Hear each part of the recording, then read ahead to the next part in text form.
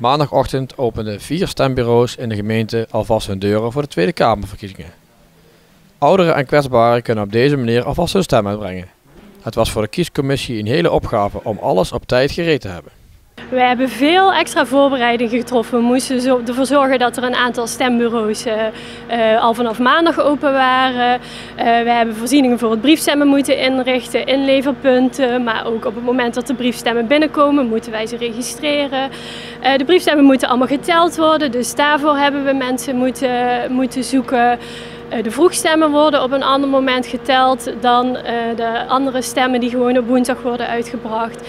En natuurlijk moet er op elk stembureau een extra stembureaulid zijn, dus dat heeft ons veel extra werk opgeleverd.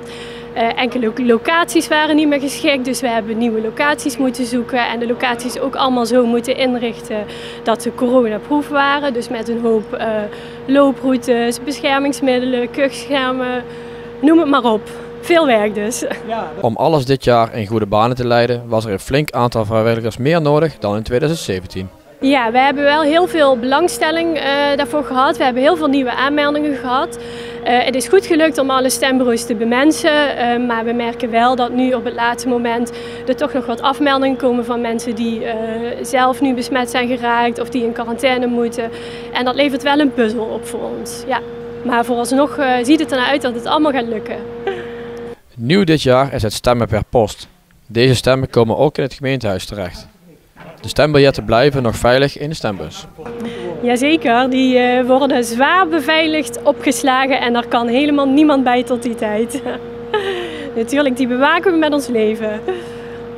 Nee, die mogen nog niet geteld worden. Nee, wij mogen dat wel daar woensdag overdag al mee beginnen.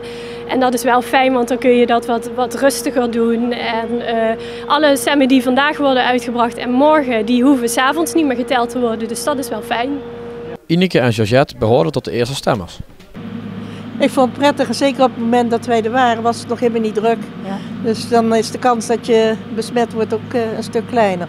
Het was prima georganiseerd, alleen de in- en de uitgang was toch wel fijn nauw naast elkaar. En dat vind ik een minpuntje, eerlijk gezegd. Ja. Wij zijn voorzichtig. Ja. Als we naar buiten gaan, doen we een mondkapje op.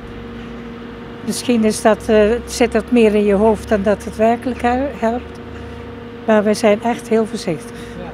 De stemlokalen zijn nog geopend tot en met woensdagavond 9 uur.